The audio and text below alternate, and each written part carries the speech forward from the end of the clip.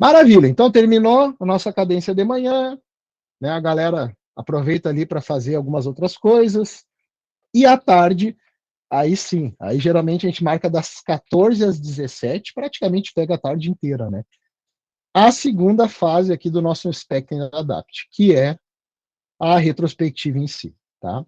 O nosso foco aqui, do que a gente apresenta, é eficiência.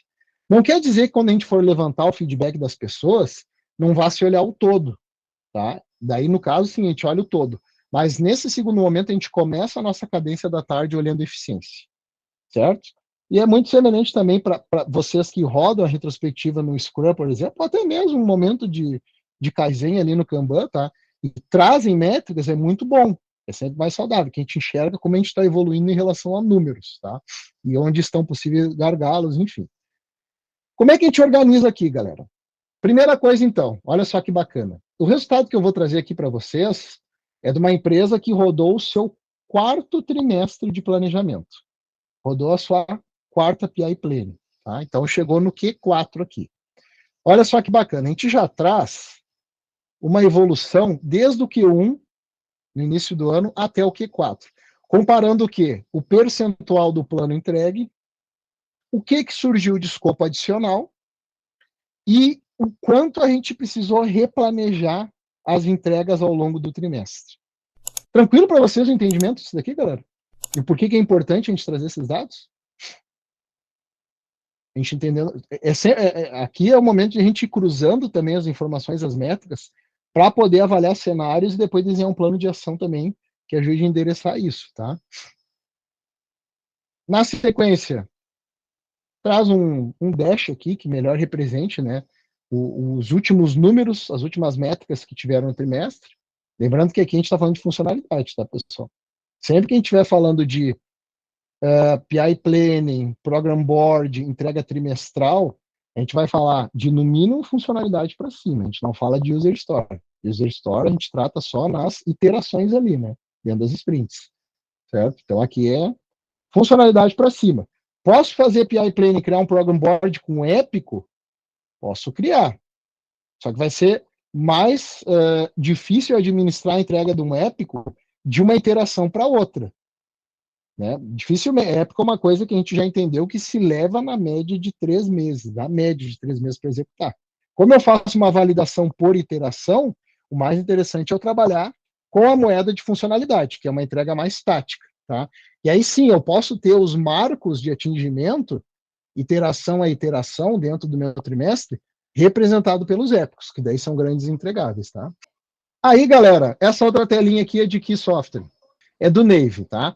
O Nave, pessoal, já fica uma dica aí para todo mundo, ele tem se mostrado extremamente poderoso para a gente combinar com as ferramentas mais famosas aí do mercado. O Nave, ele conversa com Gira, ele conversa com Azure DevOps, ele conversa com Trello, ele conversa com uma série... Assim, a utilização dele com Kanbanize talvez não seja muito interessante, porque o Kanbanize já monta muito desses gráficos que o Nave traz, tá? Mas o Nave, ele monta todos esses gráficos de métricas de eficiência muito barbada, de forma muito simples, tá? E aqui eu trago o que, galera? Eu trago aquele gráfico do Scalar Plot, que mostra uma coisa muito bacana, em termos de capacidade mesmo de execução do time, tá? Então, o que eu representei aqui, ó? Aqui, esses pontinhos todos são as entregas. As entregas que o time, o time não, né? Que os times dentro daquele trem conseguiram fazer. Então, aqui, ó, são as entregas, tá? Essas entregas são todas do nível de funcionalidade, beleza? E aí aqui ele vai mostrar o quê? O percentil, o quanto de assertividade eu consigo ter em relação ao tempo de entrega de ponta a ponta. Então, o que a gente fala, né? O que a gente traz de insumo para os times, trazendo esse gráfico, galera? A gente fala o seguinte, né? Que, olha só, em média, né? Em média não, 95%, são 38 dias para entregar uma funcionalidade. Esse é o indicador mais preciso e conservador. Então, se o time quiser ser o mais conservador possível no tempo, na previsibilidade, né, que o trem vai trazer para entregar uma funcionalidade de ponta a ponta, são 38 dias. Agora, o indicador que a gente pode ter como base, um indicador de bom senso, de 85%, que também é bom, são 25 dias. certo? Para entregar uma funcionalidade de ponta a ponta. Aí, fazendo analogia com o que eu falei para vocês, Épico, funcionalidade User Store. Qual é a frequência média de entrega de Épico, galera, em relação a tempo?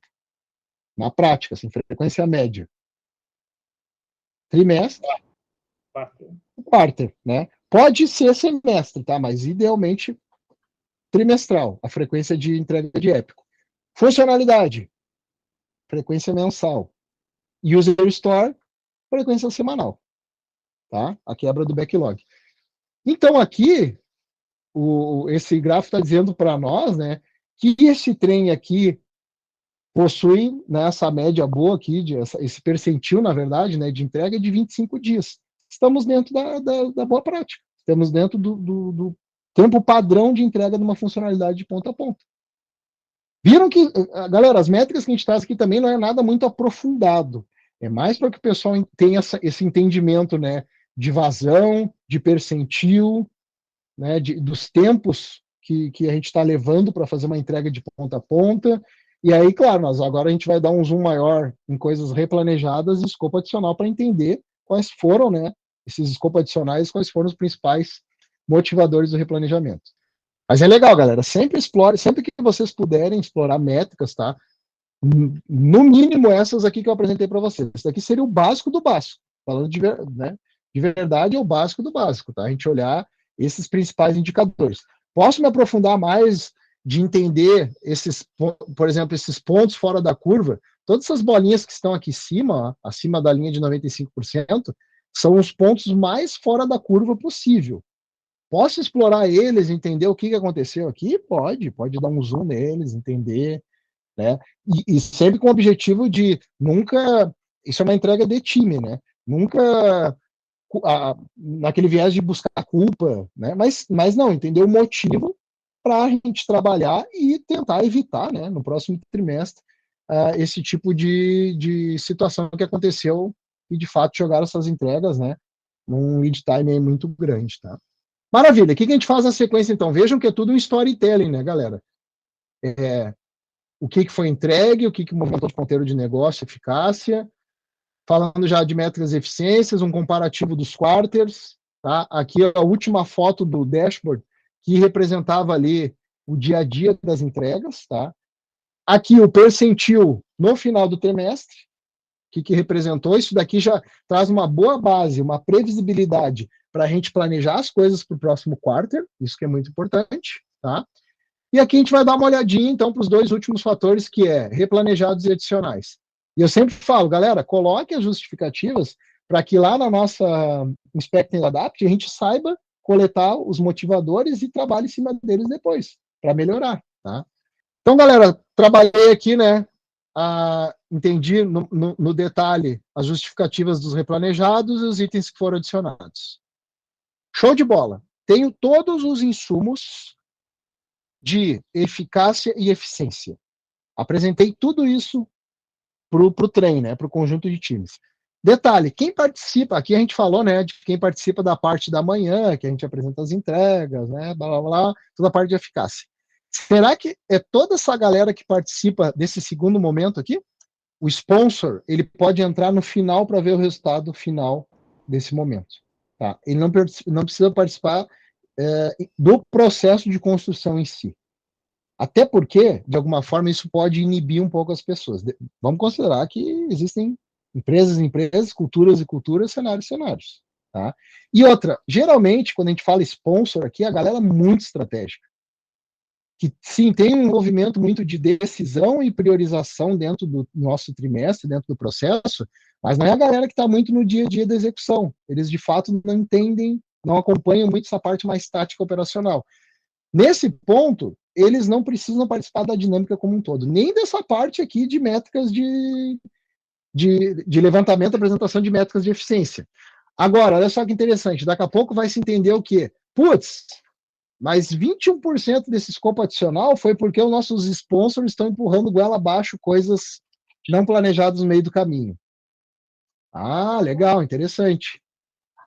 Tá, então, por esse motivo aqui, o sponsor precisa estar desde o início? Não precisa, mas nós vamos pegar esse ponto, vamos trabalhar, vamos dar visibilidade disso, criar um plano de ação E quando o sponsor entrar bonitão lá no final da, sei lá, nos últimos 30 minutos, ou última 1 hora da cadência aqui, ele vai poder entender qual foi o plano de ação desenhado pelos times.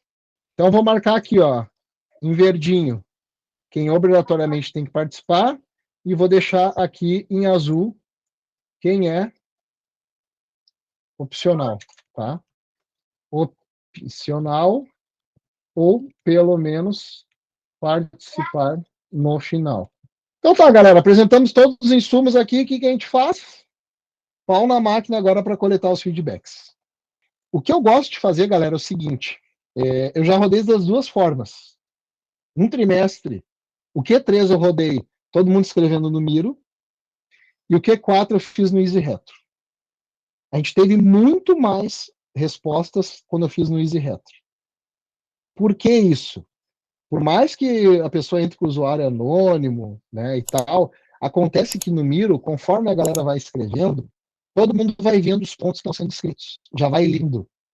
Isso aí acaba influenciando muito no efeito manada, ou naquele efeito assim, já vi que alguém colocou esse ponto, não vou colocar, tá? E aí, assim, a gente acaba tendo bem menos feedbacks, né?